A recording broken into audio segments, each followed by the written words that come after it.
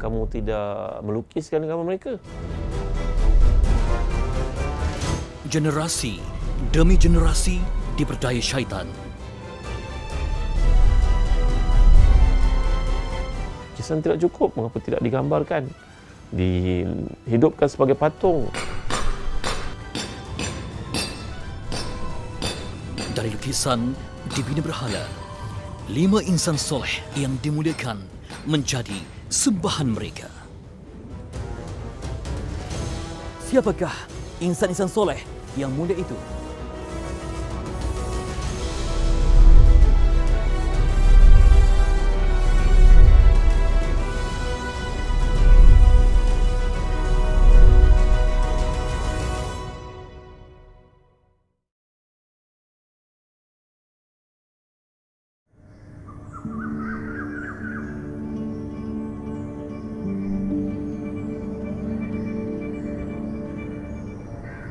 Istanbul, kota di dua benua.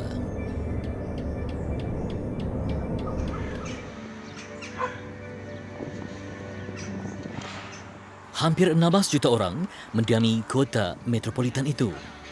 Istanbul, nadi ekonomi Turki hari ini. Ia pernah menjadi pusat perniagaan pelbagai empayar sebelum Islam. Dataran Taksim, tumpuan pelancong dan warga tempatan mengingati sejarah pembentukan Republik Turki pada tahun 1923.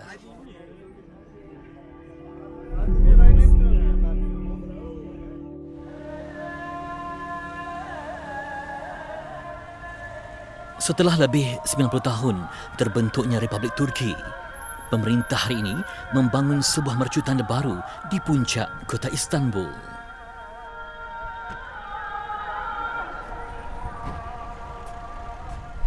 Jumaat memang penuh tu? Jumaat penuh. Tapi lebih kepada mendekatkan orang untuk datang masjid sebenarnya. Masjid Çamlıca dinobatkan masjid terbesar di Turki. Ia dibuka secara rasmi pada Mei 2019 dan boleh memuatkan lebih 60,000 jemaah. Sizlere Kur'an okuyayım ama sesimizin sahibi de Allah'tır. Dilediği zaman kısıyor, dilediği Misi zaman kami mendapatkan restu dan doa Syekh Ishaq Daniz, imam besar masjid ini sebelum meneroka sejarah Nabi Nuh alaihissalam. Hasrat kami ditunaikan walau pada kesempatan yang singkat. sabah namazda geçen ayet. Beliau seorang yang sangat tenang. Saya difahamkan beliau pun tidak sihat tetapi tetap layani tetamu. Satu ciri penting yang perlu ada pada setiap Muslim ya. Dia tak menolak tapi dia mengajar dengan cara yang terhormat. Dan saya dapat merasakan aura ketenangan itu. Masjid Çamlıca menyerlahkan seri wajahnya setelah malam melabuhkan tirai. Ia hasil sentuhan dua arkitek wanita tempatan.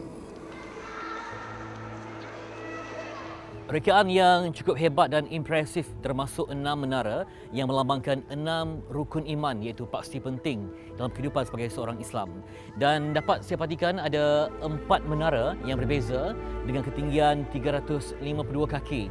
Ia lambang ataupun dedikasi kepada kerajaan Seljuk yang pernah gemilang suatu ketika dulu. Masjid Çamlıca, permata kota Istanbul. Seawal jam 5 pagi, kami menaiki penerbangan ke timur Turki. Langkah pertama meneroka kisah Nabi Nuh alaihissalam. Sekarang ini nak menuju ke Şanlıurfa dan ke Cizre. Jadi memanglah kami menggunakan ni airport baru sebenarnya. Jadi besar, luas, cantik dan tak sabar untuk sampai ke belah timur Turki. 1 jam 40 minit tempoh penerbangan ke bandar Şanlıurfa. Namun ia sekadar bandar persinggahan sahaja.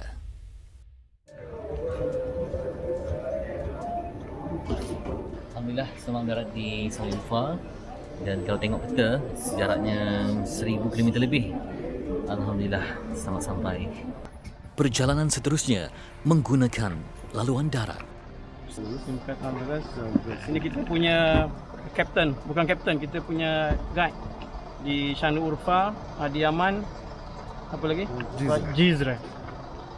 Kami menuju sebuah bandar di sempadan Turki dan Syria.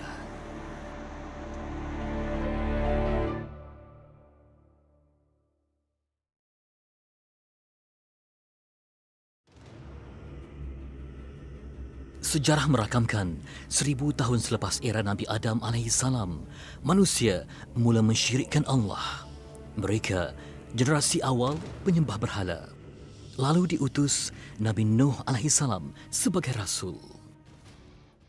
Tiba pada Nabi Nuh alaihissalam, di situlah berlakunya kaum telah pun diselewengkan oleh syaitan yang mempengaruhi mereka untuk menjadikan sembahan-sembahan berhala, mengambil patung orang saleh untuk dijadikan sebagai Tuhan. Didewakan dengan alasan untuk mengingatkan mereka kepada datuk nenek moyang orang-orang saleh. Laluan kami menuju ke lokasi didakwa menyimpan sejarah Nabi Nuh alaihissalam masih panjang. Rasa teruja untuk menyingkap sejarah baginda bertambah kuat apabila kami dibawa ke sebuah binaan lama di pusat bandar Shani Urfa. Shani Urfa antara bandar bersejarah di timur Turki. Terdapat banyak bangunan lama berusia ratusan tahun di bandar itu. Antaranya hotel persinggahan kami ini.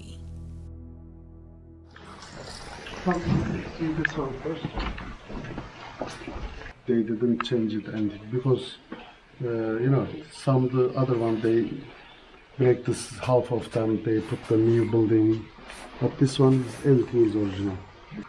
I'll show you there on the next December, which is we thinking that the stones are more than 1,000 years old. Salim Bakir berbangsa Kurdi, antara pemilik bangunan lama dijadikan hotel hari ini. Menurutnya, bangunan asal di ruang itu berusia lebih 1000 tahun.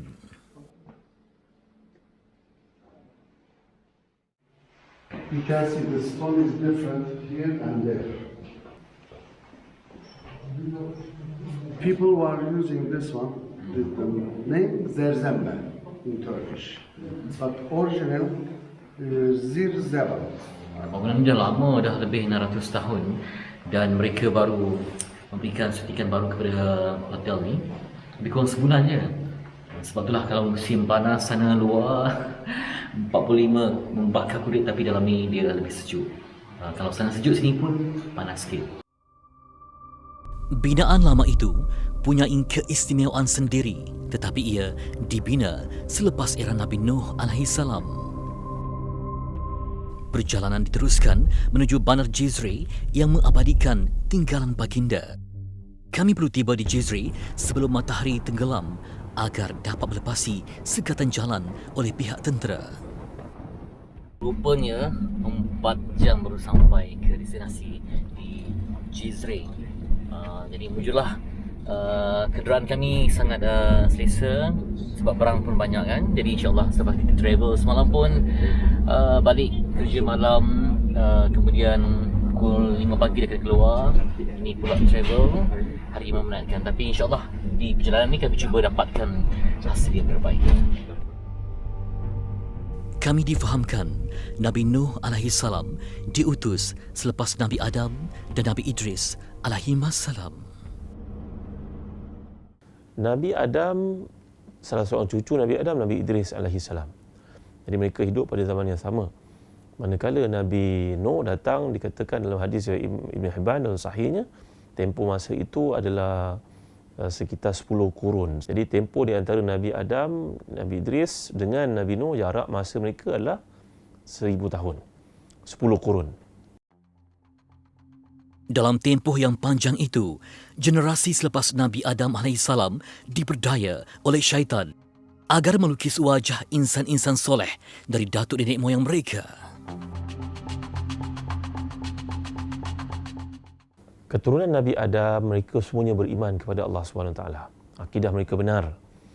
Cuma bila masuk ke tahun 1000 selepas kematian Nabi-Nabi yang mulia ini, Nabi Adam dan cucunya Idris alaihissalam, maka syaitan mula datang meracun fikiran anak keturunan yang beribadah kepada Allah itu.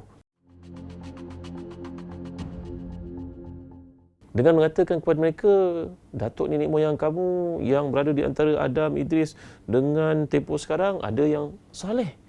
Mengapa kamu tidak melukiskan gambar mereka? Nanti bila kamu lukis, bolehlah kamu cakapkan bahawa kepada keturunan inilah dulu datuk nenek moyang yang soleh. Bermula dengan melukis wajah insan soleh, generasi seterusnya berterusan diperdaya syaitan. Mereka mula membuat patung insan-insan soleh itu.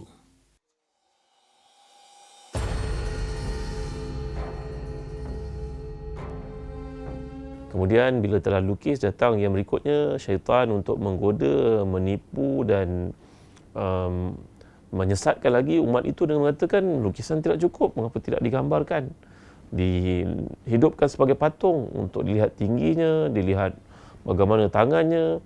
Maka mulalah penyimpangan lagi berlaku, kini dibuat patung. Niat asal membuat patung-patung insan-insan soleh itu sekadar memperingati kebaikan dan ketakwaan generasi awal selepas zaman Nabi Adam AS. Lama-kelamaan, ia menjadi perbuatan syirik kepada Allah.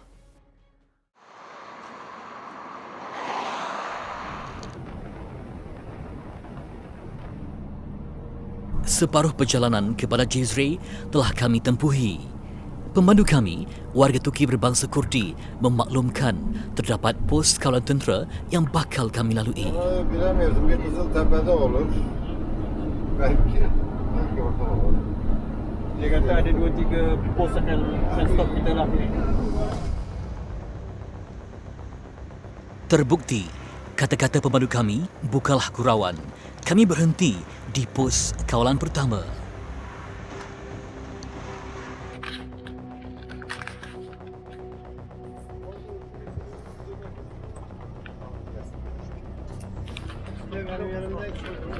Ona atacaktım ben dedim ya, saygısızlık olmadı zaten.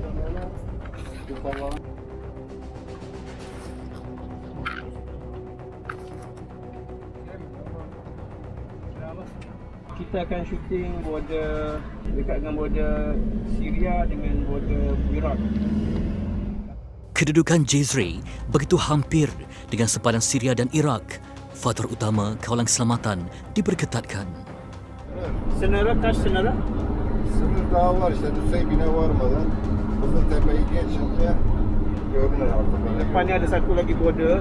Nereye gidiyor bu? Irak ke mana? Şimdi Irak'a gidiyor, Suriye bu tarafta. Yang belah kiri kita ni, belah kanan kita Syria, kita menuju ke Iraq. Yang ni kanan ni Syria ni. Belah sana tu Syria.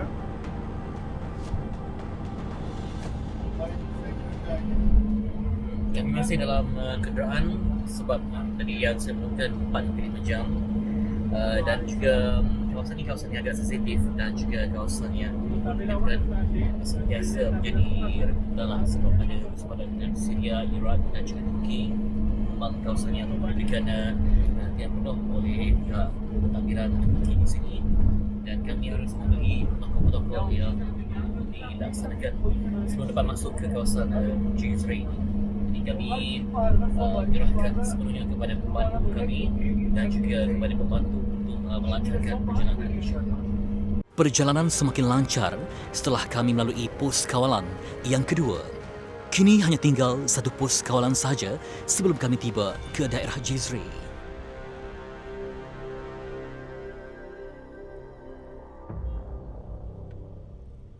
Bandar ni bandar orang kata apa? Safe area. Tak ada masalah. Menjelang waktu maghrib, kami sudah memasuki daerah Jezre. Lokasi dikatakan menyimpan sejarah Nabi Nuh alaihissalam. Setinggi-tinggi kesyukuran dipanjatkan kehadrat Allah Subhanahu Wa Taala atas keselamatan sepanjang perjalanan hingga ke pusat bandar bersejarah itu.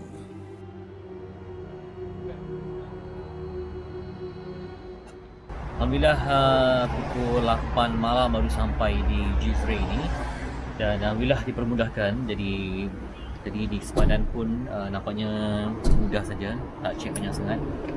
Cuaca pun sedap-sedap ya. penting dah sampai.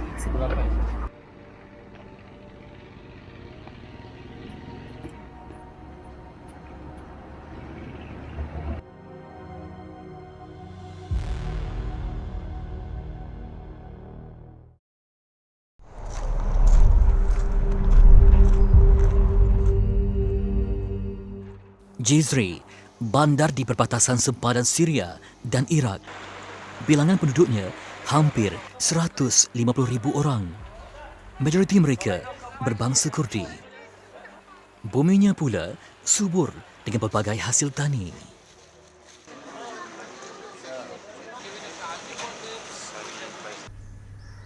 Hari pertama di Jizre, hari yang penting buat kami. Datuk Bandar Jizre menentukan sama ada kami boleh membuat rakaman atau sebaliknya di bandar itu. Emniyet asayiş noktasında herhangi bir sıkıntı çıkarır. Bu Jejak dediğimiz Resul değil. Şey mi Jejak Resul? Resul şöyle, Ramazan peygamberin Yani burada hayat sesi yapacağımız çekimler, Malezya'da yayınlanacak. Sayın Kaymakam şöyle bir şey söyleyeceğim. Tadi orang penting di Jizre ni baru saja bagi kita lepas salah dan juga dua pengiring. Seorang pengiring untuk ikut kita ke mana saja. Jadi ni lagi memudahkan kerja lah sebenarnya. Cuaca yang sungguh baik dan juga kita dapat kebenaran. Sebab ni yang saya maklumkan beberapa kali, kawasan yang sensitif dan juga perlukan pemantauan. Jadi kebenaran itulah satu faktor yang sangat penting. Tanpa kebenaran kami tak dapat rakam apa-apa. Jadi alhamdulillah dipermudahkan, walaupun disebabkan kru kami terpaksa menunggu selama hampir sejam untuk kebenaran secara formal untuk syuting di sini. Penantian selama sejam akhirnya membuahkan hasil. Sebelum mendapat kebenaran, kami mencari seorang budayawan Jizre yang telah kami hubungi sebelum ini. Assalamualaikum. Aleykümselam, merhaba. Cizre'ye hoş geldiniz. Nuh Peygamber'in şehrine. Nasılsınız? Alhamdulillah. Elhamdülillah. Merhaba, hoş geldiniz. İyi misiniz? Sağ olun, siz de sağ olun. Abdullah Yasin, seorang guru yang telah bersara. Dia memiliki banyak maklumat tentang sejarah dan tokoh-tokoh penting di Jizre. Dia juga berbangsa Kurdi. Boleh air tu boleh stop dan boleh pergi so air. Bunlar müzik çalıyor. Hampir 100% orang kat sini orang Kurdi. Dia salah seorang daripada pejuang Kurdi lah. Ya, maksudnya jangan salah faham, bukan pejuang teroris tak. Dia menaikkan orang-orang Kurdi. Pejuang budaya Kurdi. Misi untuk berada di Bandar Jizre berjalan seperti dirancang. Namun, masih ada persoalan perlu dirungkai. Selepas berakhirnya zaman Nabi Adam dan Nabi Idris alaihissalam dan sebelum tibanya zaman Nabi Nuh alaihissalam, amat penting kepada umat ketika itu untuk memiliki insan-insan soleh yang membantu menjaga akidah mereka agar tidak terpesong dari menyembah Allah Subhanahu Wa Taala. Siapakah insan-insan soleh yang mulia itu? Ketika datang syaitan untuk menyesatkan, syaitan datang untuk menipu, mengatakan kepada mereka, bukankah Wad, Suwa', Yaguth, Ya'uq, Nasr ini datuk nenek moyang kamu? Tidakkah kamu rindu pada mereka? Tidakkah patut kamu tunjukkan kepada keturunan kamu, inilah orang-orang saleh yang sangat besar jasanya kepada kamu? 5 orang soleh itu bukanlah nabi atau rasul. Mereka manusia biasa yang beriman dan berakhlak mulia. Setelah mereka meninggal dunia, timbul kecelaruan akidah pada generasi yang berikutnya. Yang dapat kita baca dalam surah Nuh ketika Allah SWT menjelaskan, wala tazarunna alihatakum wala tazarunna waddan wala suwa'an wala yaghutha wa ya'uqa wa nasra. Jangan kamu biarkan datuk nenek moyang ini ditinggalkan begitu saja. Ambillah mereka supaya dapat digambarkan dalam bentuk patung hidup, orang kenal, orang rapat dengan mereka. Siapakah mereka ini? Dia sebut nama oleh Allah itu Waddan, Suwa', Yaghuth, Ya'uq, Nasr. 5 orang ini antara datuk nenek moyang yang soleh. Mereka tidak ada kena mengena pun dengan penyembahan yang berlaku. Setelah dibuat berhala, mereka menyembahnya pula. generasi mensyirikkan Allah yang terawal dalam sejarah manusia. Lantas, Allah mengutus Nabi Nuh AS untuk memurnikan kembali akidah mereka.